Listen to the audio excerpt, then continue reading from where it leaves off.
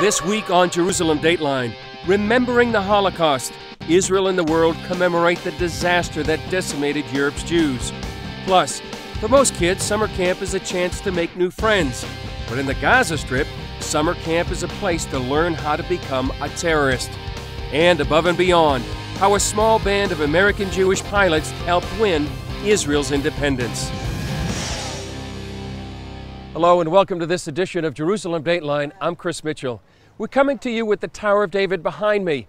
It's not really the Tower of King David, but a couple of hundred years ago when Christian pilgrims would come to the Holy Land, the tower was the first thing they saw. And since it was the city of King David, they called it the Tower of David. Well, this week, from Auschwitz to the United Nations to Israel, millions of people around the world commemorated International Holocaust Remembrance Day. Ceremonies mark the death of 6 million Jews, what some call the greatest crime in history. The world remembered the Holocaust, but for survivors, the memories never fade. There is not one day when we don't think about the events hidden in our minds. There is not one day. It always returns. Dreams return. We still hear in our dreams dogs barking, those German commands. In Auschwitz, more than 50 Knesset members joined Holocaust survivors and world leaders to mark the liberation of the worst of the Nazi death camps. They shared memories of the place where Nazis murdered more than 1 million Jews, where life expectancy of those arriving was sometimes measured in minutes. Dogs were barking, and there was a terrible smell. We didn't know what the smell was. We could only see the chimneys with flames a couple of meters high. We didn't know that it was the crematorium. At the UN, filmmaker Steven Spielberg shared the hope of Holocaust survivors. Survivors and witnesses often say that their dearest hope, the hope that helped keep them alive, was to be heard and to be believed and to be understood. Spielberg made Schindler's List. The movie told the story of Oskar Schindler, who saved thousands of Jews during the Holocaust, like Rena Finder. Oskar Schindler has proven, like a shining star, that there is always something somebody can do.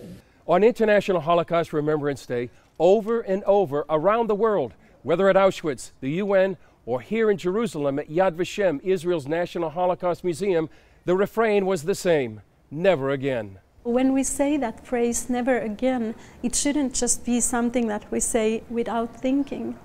It should mean that we are taking an active stance, that we don't want something like that to happen ever again. It's important to come here and to give testimony that we were prisoners. It should be a lesson. Such events shouldn't happen again. Theirs were journeys into the Holocaust. They cannot emerge from it, and neither can the world until there are no more genocides, until the unthinkable becomes impossible. Recently, Hamas officials celebrated a gruesome achievement: the graduation of 13,000 high school students who completed 6 days of terrorist training in camps throughout Gaza. But it's nothing new for the terrorist group. As John Wagi reports, Hamas has been turning children into jihadists for years. Hamas is recruiting a new wave of kids to become the fighters of the future. The Gaza camps prepare children at an early age to hate and kill the Jews.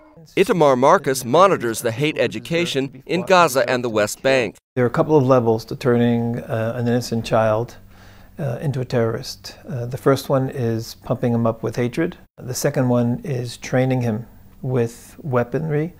The U.S. is pushing hard for a two-state solution between Israel and the Palestinians. But in Hamas-run Gaza, they prefer a one-state solution without Israel. And they're raising up a new generation to try to make that happen. We manufacture everything locally in order to strike Zionists. We will strike you anywhere, kill you and defeat you until you leave our land.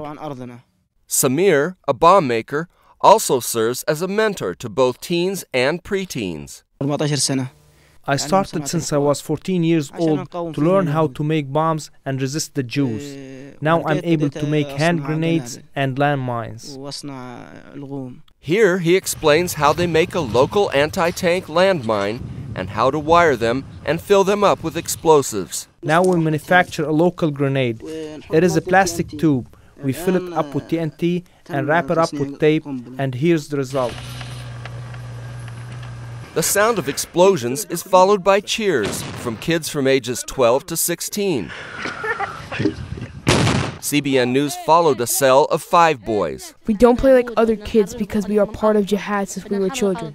We have to kick the Jews out of our land and liberate Jerusalem. This 15-year-old instructor shows off his rifle and grenades. The weapon's name is Carlo and it is made by our people. Here is the ammo clips with the bullets in it. It is ready to fire. Here is a sound grenade. And this one is an explosive grenade. See, this is tremendous empowering of the child. He feels like he is in control. He knows how the weapons work.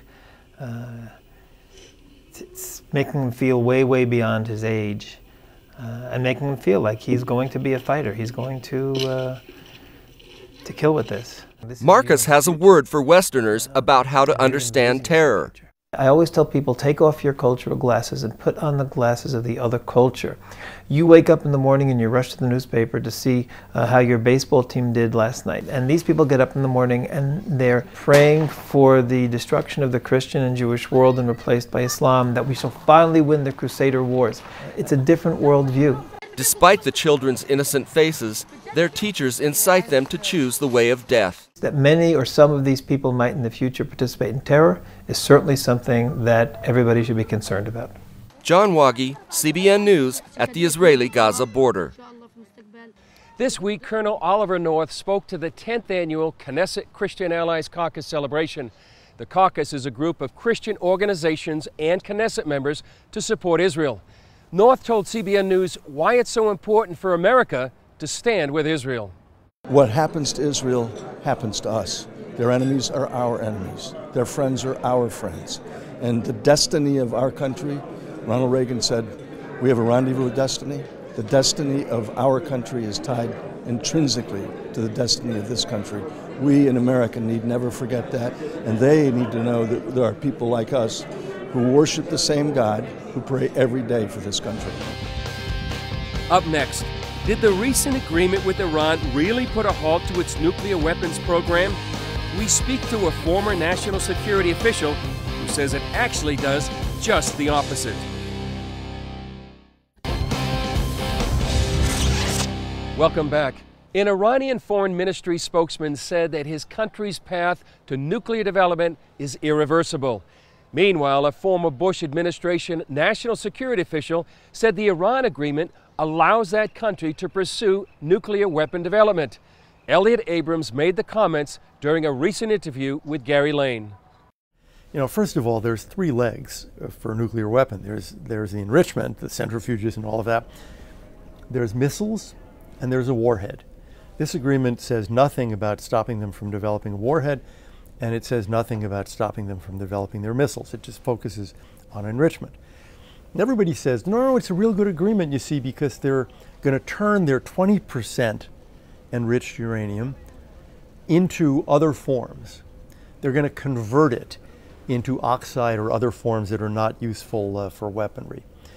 If you look a little further, you see that they've promised to convert it as soon as they have the capability to do that. A kind of a factory or plant that can do that conversion. They don't have it now. Now, are they going to set it up in February? They're going to set it up in March? They're going to set it up in April? Who knows?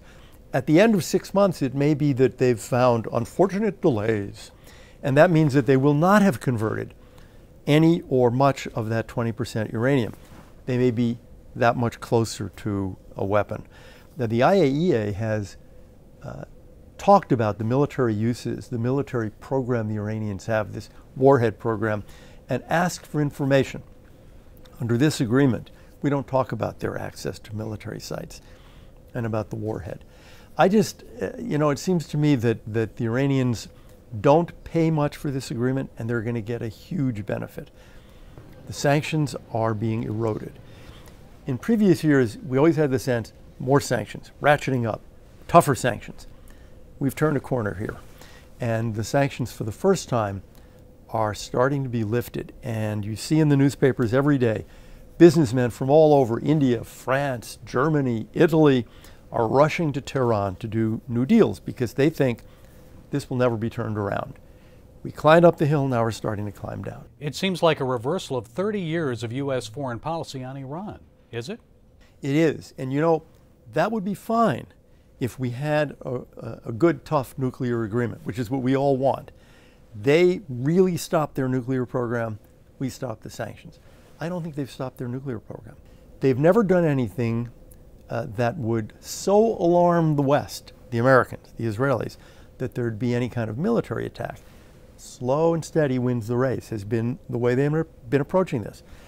I think they may slow down now a little bit, but they're still moving forward toward nuclear weapons capability. So do you think this president doesn't care about Iran developing a nuclear weapon? I think he sees a problem with a nuclear Iran between now and the end of his term. I mean, he's made so many speeches about how they can't do that, we won't let them do that, that I think would create a huge problem for him if one day, say, they test a nuclear device. I think he wants to kick the can down the road 3 more years until he's not president. Well, he had a red line on Syria, and he didn't do anything about that. I think the red line on Iran is tougher. You know, the red line on Syria, he said it once off the cuff in a Q&A interview. I think he probably regretted saying it. This is different. He's on the record here 25 times, including during his visit to Israel. I will not permit. In the beginning, he said, they will not be permitted. Passive voice. Then he got active voice. I will not permit. So I think he can't actually permit it. So if the Iranians are headed that way and you can't permit it, what do? Try to slow it down. Try to keep them from doing it over the next 3 years. Probably take him a year or 2 anyway. And I think he would also like to stop the Israelis from doing anything. Now, I would ask the question, of course, what happens if the Iranians are about to do it? Would he change his view of an Israeli strike? And I think the answer may be yes under those circumstances. Analysts disagree on actually how close Iran is to getting a nuclear bomb. Abrams says regardless, the Islamic regime is closer than ever. You can hear more of Abrams' comments on Gary Lane's blog, The Global Lane, at cbnnews.com. Coming up, the untold story of the founding of Israel's Air Force. How a small band of Americans went above and beyond to help save the Jewish state.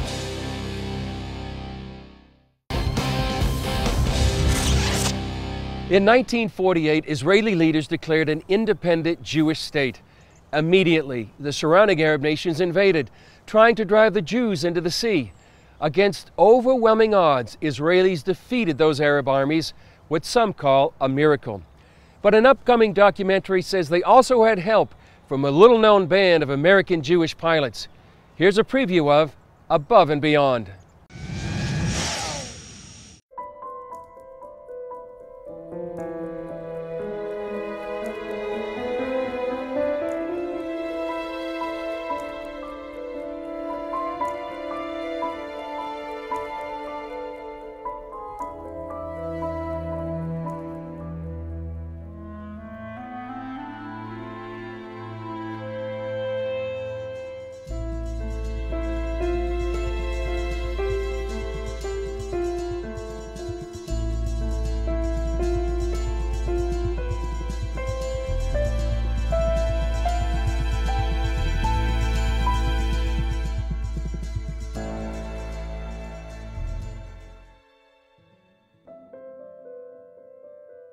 I was in Minot, North Dakota, partners in a used car and truck business. Money, girlfriends, cars, the whole enchilada. When I got this phone call from New York. I got a letter from a friend of mine at TWA, called this number and asked for Swifty, just like that. So what the hell, I called the number. Livingston, where the hell are you? Been waiting a week for you. I said, waiting for me? Yeah, we need you right away. I said I'd wear a flying jacket, so a leather jacket, so they would recognize me. And they said to bring a logbook of proof that I was a pilot. They were meeting at a hotel on 57th Street in New York, the Henry Hudson Hotel. Served great martinis. A fellow who identified himself as Steve Schwartz, apprising me of the fact that Israel was going to declare itself a state, that they were going to be attacked by at least 5 Arab armies, and they had no way to defend themselves, except that they had purchased some airplanes, but they had no one to fly them. And would I be in a position to help? The idea the Jews were going to fight, I found exciting. It's about time. It wasn't like a newspaper ad, joined the Haganah. It was illegal, of course. He said, look, I know there's going to be a war there, and I'm a fighter pilot, and I want to go there. And I had just made up my mind that nothing was going to stop me. I couldn't live with myself if I didn't do this. The alternative is too hard for me to envision, the possibility of what the Arabs could have done. And they talked about the fact that what Hitler did will be nothing compared to what we're going to do.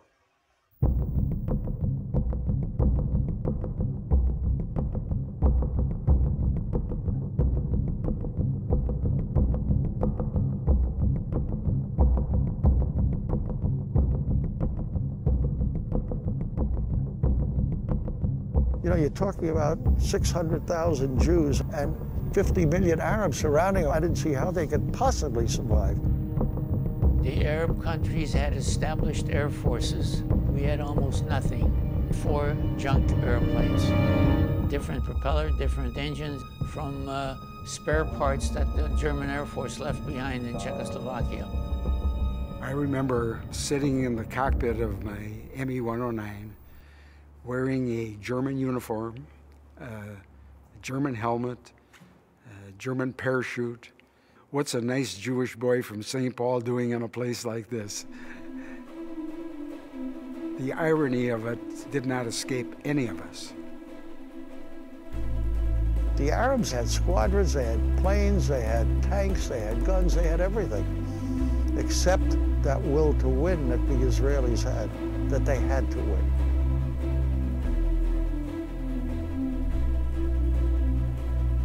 He says, look, 6 miles from where we're standing now at the airbase is the whole Egyptian army of about 10,000 men, about 500 vehicles, tanks, trucks, and tankers, and we have nothing to stop them. I said, well, tomorrow I was going to go. He says, if you don't go now, they'll be in Tel Aviv in the morning and there's no Israel. These airplanes had never been test flown. They were assembled in the hangar, and they just started up, taxed out, and attacked the Egyptian army coming up the coast.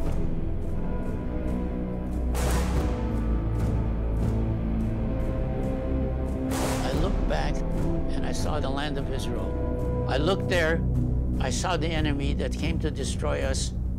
I just did a quick Shema Yisrael, even though I'm not religious. Turned the airplane upside down because the dive bomb, the steeper the dive, the more accurate is the hit.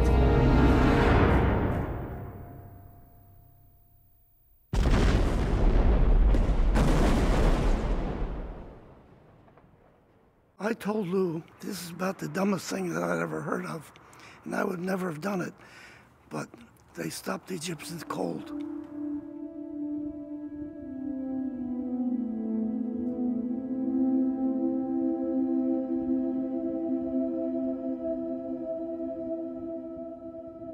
I felt more at home in Israel than I did in the United States. I felt this is my home. As a Jew, I now felt proud of being Jewish. I was born to be here on that moment of history, to contribute to Israel's survival. I had done something good for once. We built an Air Force. We started an Air Force. If you wrote the history of the Jewish people 1,000 years from now, there are 2 things that I can tell you will be in it. One is the Holocaust, one is the birth of the State of Israel. The people who went to Israel and participated in this effort were really part of 2 of the most significant, incredible, devastating, tragic, euphoric episodes in Jewish history, I think for all time. Shortly before I left, I happened to be in Tel Aviv when they were bringing in refugees from the death camps in Europe. I remember them getting down on their hands and knees and kissing the ground. I knew then and there that was the reason that I came.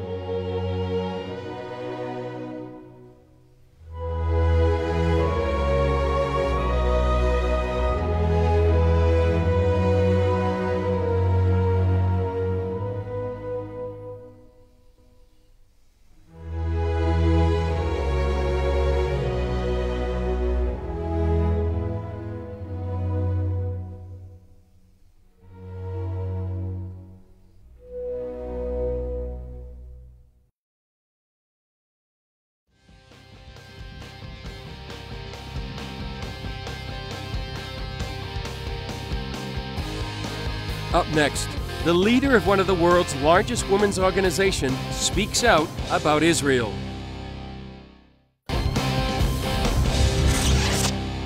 Finally this week, Jane Hansen is the president of Women's Aglow, one of the world's largest women's organizations, with representatives in 170 countries.